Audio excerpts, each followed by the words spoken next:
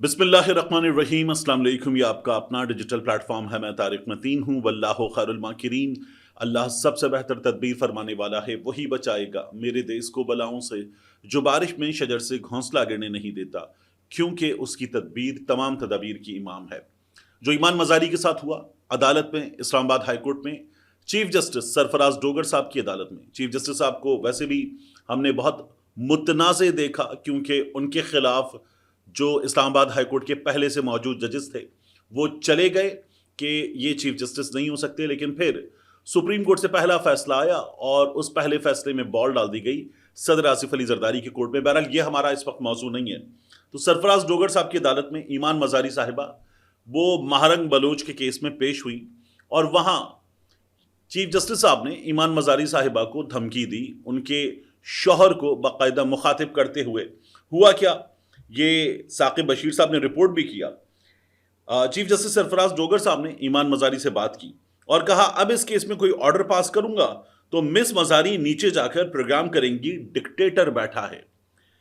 फिर ईमान मजारी साहिबा ने कहा, मैंने ऐसी कोई बात नहीं की जो कानून के दायरे से बाहर हो।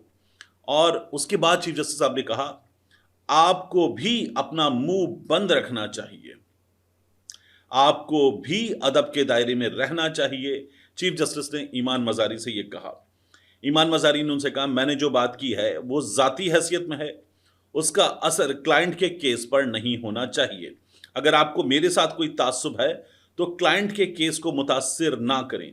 मैं यहां एक ब्रीफ लेकर आई हूं, जाती हैसियत में नहीं, यानी अपने मौकिल की नुमाइंदगी कर रही हूं। ईमान मजारी ने उनसे ये कहा। उसके बाद चीफ जस्टिस ने कहा, आपने कमेंट कर दिया कि मैं जज नहीं डिक्टेटर बैठा हुआ हूं, क्यों ना आपके खिलाफ तौहीन अदालत की कार्रवाई शुरू की जाए। ईमान मजारी साहब ने कहा, मैंने कोई बात कानून और आइन से बाहर नहीं की। अगर आप तौहीन अदालत की कार्रवाई करना चाहते हैं तो जरूर करें, मुझे आइन ने आज़ादी इजहार राय दी है, मैंने वही इस्तेमाल किया है। फिर उसके बाद चीफ जस्टिस साहब ने कहा, उनके शौहर को मुखातिब करके, हादी साहब समझाएं इसे।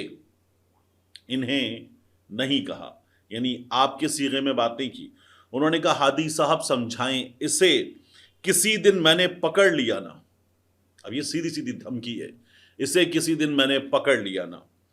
अगर ये स्टेज आ गई है कि अदालतें वकला को धमकी देंगी तो कर लें। ईमान मजारी साहिबा ने उनसे कहा, तो कर लें तौहीन अदालत। ईसीएल से नाम निकलवाने के लिए इनको पहले काबीना की सब कमेटी में जाना चाहिए। डेप्यूटी अटॉर्नी जनरल ने अदालत से यह कहा। अदालत की रिपोर्ट वकला को देने की हिदायत। महारंग बलोच का नाम ईसीएल से निकालने के केस की मजीद समात ईमान मजारी साहिबा ने बाद में ये बताया ट्विटर पे आके कि वो 16 तारीख को होगी। और उन्होंने कहा कि मैं महारंग बलोच की बतौर वकील नुमाइंदगी कर रही हूँ, मुझे चीफ जस्टिस साहब के बारे में जो बात अदालत में करनी थी वो मैंने बता दी कि कानून के मुताबिक है, लेकिन मुझे निशाना बनाएं, चीफ जस्टिस साहब मेरे बारे में बात कर रहे हैं, मेरे मौकिल का केस खराब ना हो, उसका असर इस पर ना आए, उन्होंने ये बात की है। हैरान कुन है, डोगर साहब जिस तरह से ईमान मजारी साहिबा के बारे में बात कर रहे थे ना कि इसे समझाएं, इसे मैंने पकड़ लिया ना। आप जज हैं, आपको लगता है उन्होंने जो कहा वो गलत है तो आप कार्रवाई करें, आप नोटिस लें, आप तौहीन अदालत की कार्रवाई कर सकते हैं, आप करें, वो उसे कंटेस्ट करेंगी।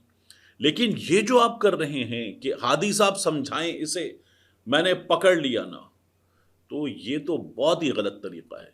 डोगर साहब की अदालत में हमने देखा था, मोहसिन नकवी का केस गया था, इस्टेब्लिशमेंट का वजीर दाखिला, तो डोगर साहब कह रहे थे कि चलें, नोटिफिकेशन ठीक नहीं हो तो दोबारा कर लेते हैं। यानी अगर सामने इस्टेब्लिशमेंट का नुमाइंदा है आपके, तो आप ये बता रहे हैं कि चलें, अगर इनका नोटिफिकेशन ठीक नहीं हुआ तो दोबारा कर लेंगे, काम तो अच्छा कर रहे हैं। यहां ईमान मजारी साहिबा सामने मौजूद हैं जो इस्टेब्लिशमेंट को चैलेंज करती हैं, तो आप उनको धमकियां दे रहे हैं। बहुत अफसोसनाक और हैरान कुन है मेरे लिए बतौर सहाफ़ी के जज साहब किस तरह से मुखातिब कर रहे हैं। इसके बाद बात करते लाहौर हाई कोर्ट की। वहां हसन न्याजी साहब, फ़ायज़ा मुराद साहिबा गई हैं अपने ससुर ब्रिगेडियर रिटायर्ड जावेद अकरम साहब के सिलसिले में। ये इंसाफ मांग रहे हैं, हसन न्याजी साहब इंसाफ मांग रहे हैं। मिलिट्री कोर्ट से सजाएं हो गई हैं। हसन न्याजी साहब को सजा हुई है 10 साल की, जावेद अकरम साहब को गालिबन, अगर मुझे सही याद आ रहा है, तो 6 बरस की सजा है।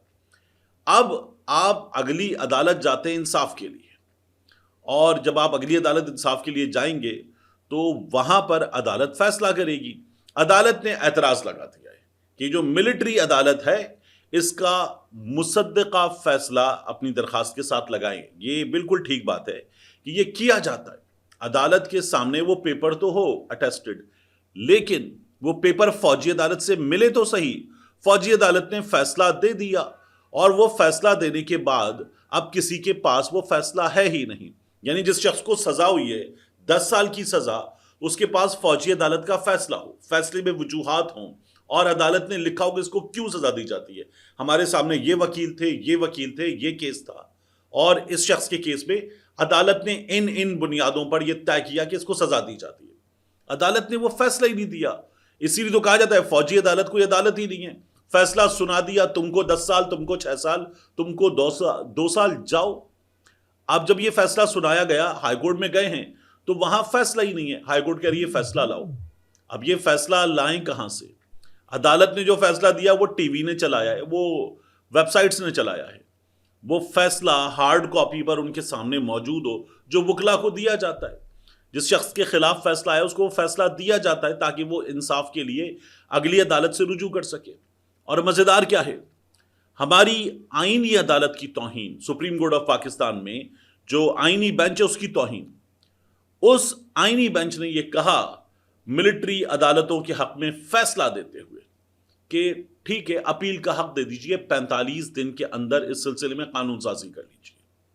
وہ 45 دن گزرے، کئی دن ہو چکے، یہ ہماری اس عدالت کی حیثیت رہ گئی ہے کہ اس کو اب ہماری حکومت کہیں رکھتی نہیں، کوئی حیثیت ہی نہیں رکھتی اس کی۔ انہوں نے کہا آپ حق دیجئے پاکستان کے شہریوں کو، اس ملک کے سب سے بڑے سٹیک ہولڈر، کسی وزیر اعظم سے، کسی چیف جسٹس سے، کسی آرمی چیف سے زیادہ اس ملک کے سٹیک ہولڈر، کیونکہ یہ تو خود D G S P R صاحب بتاتے تھے کہ اس ملک کے عوام سب سے اوپر ہیں، یہ آئین پاکستان بتاتا ہے، اس ملک کے حکمران اس ملک کے مالک عوام ہیں۔ تو جب عدالت نے یہ کہہ دیا کہ ان کو یہ حق دیجیے شہریوں کو، تو حکومت نے اس پر عمل درآمد نہیں کیا ہے، اور عدالت کو کوئی پرابلم بھی نہیں ہے۔ اور جب عدالتوں میں جایا جا رہا ہے اس سلسلے میں کہ ہمیں انصاف دیجیے، ہمیں سزا غلط ملی ہے، تو عدالت کہتی ہے لاؤ فوجی عدالت کا فیصلہ۔ یہ ہمارے سامنے معاملات ہیں۔ میں مریم سرکار کے سرکس پہ جو مسلسل جاری ہے تھوڑا سا آگے جا کر بات کروں گا، لیکن ایک چیز اور بہت اہم ہوئی، وہ ہمارے سامنے آئی منصور علی شاہ صاحب کے معاملے میں۔ اب دیکھیے کہ منصور علی شاہ صاحب ییل یونیورسٹی لیکچر کے سلسلے میں جانا چاہتے تھے، اور ان کے معاملے میں فل کورٹ میں بھی یحییٰ خان نے یہ کہا کہ جو عدالتی چھٹیاں ہیں وہ چھٹیاں ہیں جو کسی جج کو مل گئیں، لیکن اس کے علاوہ چھٹی چاہیے تو وہ عدالت دے گی، یعنی اس کے لیے عدالت سے چھٹی مانگنی پڑے گی، عدالت اپروو کرے گی تو پھر چھٹی ملے گی۔ اب منصور علی شاہ صاحب کو ییل یونیورسٹی لیکچر کے لیے جانا تھا، وہ جاتے رہتے ہیں، تو انہوں نے اس سلسلے میں درخواست دی، چیف جسٹس صاحب نے ان کی درخواست رد کر دی ہے، یہ خبر آ رہی ہے۔ یہ منصور علی شاہ صاحب جو خط لکھتے ہیں نا، اور چیف جسٹس صاحب سے سوال کرتے ہیں کہ یہ کیسے کیا جا سکتا ہے، یہ جو آپ نے فیصلہ کیا ہے یہ فیصلہ غلط ہے، یہ کنڈکٹ غلط ہے، جو 26ویں آئینی ترمیم ہے اس کے حوالے سے بات یا دیگر معاملات پر بات، یہ ہمارے سامنے آتا رہتا ہے۔ تو اب شاید یحییٰ خان صاحب نے جو معاملہ تھا اس معاملے پر منصور علی شاہ صاحب کو بتا دیا کہ آپ بڑے خط لکھتے تھے، اب آپ جائیے، جا کر لیکچر دے لیجیے، آپ کی چھٹیاں مسترد کی جاتی ہیں۔ یہ ہوا ہے۔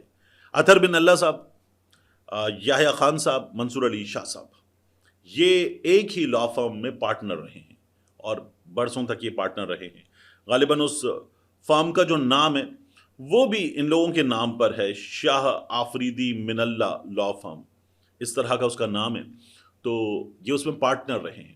لیکن اب جو تعلقات ہیں وہ آپ دیکھیے اطہر بن اللہ کی تقریر سے پتہ چلتا ہے، منصور علی شاہ صاحب کی عدالت کے ریمارکس سے، ان کے خطوط سے، ان کے فیصلوں سے، ان کی تقاریر سے جو وہ مختلف تقاریب میں کرتے ہیں ان سے پتہ چلتا ہے کہ یہ تعلقات کتنے خراب ہو چکے۔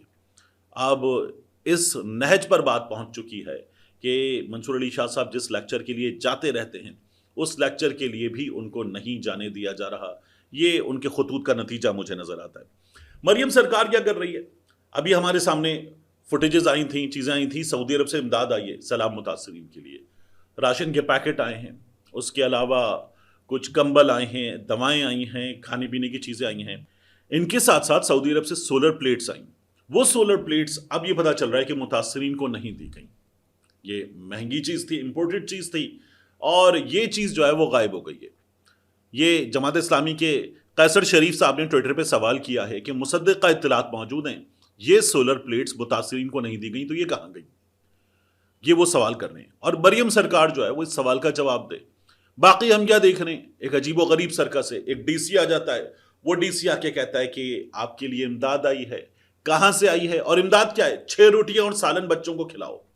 मरियम, जी हाँ, मरियम नवाज शरीफ की तरफ से।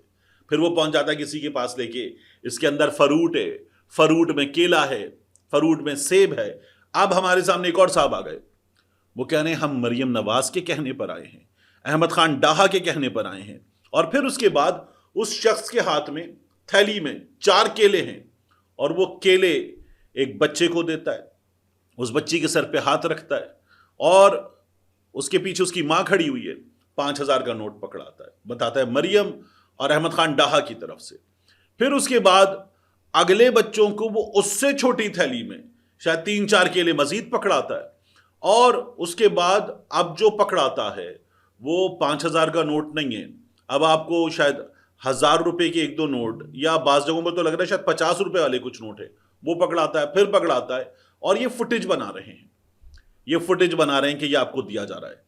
ये जो फुटेज आप देख रहे हैं ना आखिर में, ये फुटेज तो इंतहाई दर्दनाक है। एक आटे का थैला है, उस आटे के थैले पर नाम पुकार पुकार के लोगों को बुलाया जा रहा है कि अब तू आ जा, अब तू आ जा, अब तू आ जा, और उनका हाथ रखवाते हैं पुलिस वाले उस आटे के थैले पर। सामने खड़ा हुआ शख्स तस्वीर बनाता है, एक शख्स नाम निहाद मोअज़्ज़िज़ बास्केट पहन के खड़ा हुआ है, और उसके साथ तस्वीर बनवाई जा रही है, और एक थैले पर एक के बाद एक लोगों को गुजारा जा रहा है। कई जगहों पर लोगों ने बताया कि ये आते, तस्वीरें बनाते, और राशन या इमदाद जिस चीज के साथ तस्वीरें बनाते हैं उसे अपने साथ ले जाते, हमें कुछ नहीं मिलता। ये हालात हैं, मरियम सरकार के सर्कस जारी हैं इमदाद के नाम पर। और आप देखिए तो सोशल मीडिया पर, टिकटॉक पर, ट्विटर पर मरियम नवाज शरीफ साहिबा ऐसे बता रही हैं कि पूरे सूबे को इस वक्त शायद खाने को नहीं मिल रहा, अगर मिल रहा है तो वो सैलाब मुतासरीन को मिल रहा है। पूरे सूबे को कोई नेमत मैसर नहीं है, अगर मैसर है तो वो सैलाब मुतासरीन को मैसर है। जबकि उनकी दुहाइयां आप सुने तो आप कांप कर रह जाएं। मिलते हैं इंशाल्लाह आपसे अगली वीडियो में।